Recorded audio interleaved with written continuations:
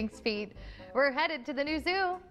Neil Anderson joins us live from Swamico and also doing a procedure. What are you doing the procedure on, Neil? Well, good morning, guys. Yeah, we're in the animal hospital, and we have Sherman, our little male pronghorn. And Doc, what are we doing with Sherman today? Well, we're taking the opportunity with this nice warm day that Pete provided us to get a good look at Sherman. He's been having some eye problems for the last few weeks. He's had a really bad inflammation in his eyes, and we've been trying to treat that for quite a while. We think it was actually secondary to a respiratory infection that he had. So we've been treating for 2 or 3 weeks, and now we're evaluating him to see if he can stop his treatments. And how are his eyes looking now? Are they responding? Yes, his eyes actually had clouded over. We have them protected. He doesn't really have a hangover. We have his eyes protected with this towel in case he should, try to move his head. We don't want him to injure them.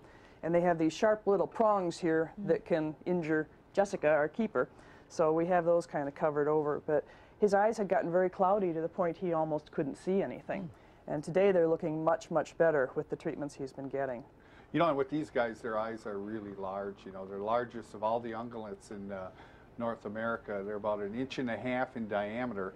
They can see almost 300 degrees through those eyes. But take a look at the size of these eyes. So if you imagine if you got a problem with your eyes with these guys, it can become much more worse than if we didn't, in this case, go ahead and bring him up to make sure that everything's going well. And now he's been what? He's been on antibiotics then? He's been on antibiotics and 2 different kinds of eye drops and an anti-inflammatory medication for quite a while. So Jessica's had her hands full getting eye drops in him 3 times a day because he doesn't really like them. Oh, I guess.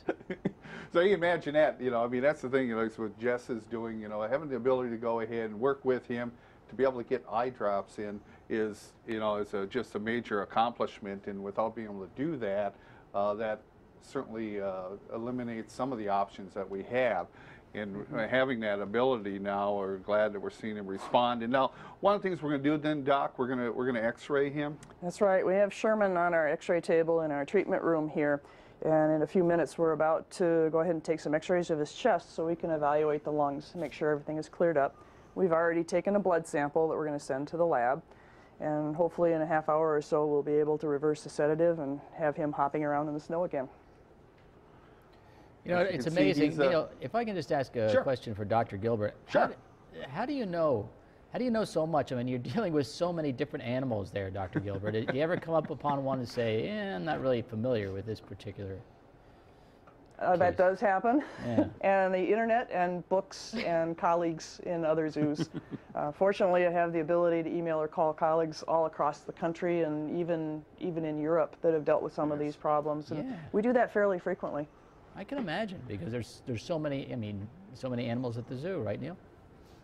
Right, and that's what's interesting, what I love about each day, and I know the staff does as well, that, there's no 2 days that are the same.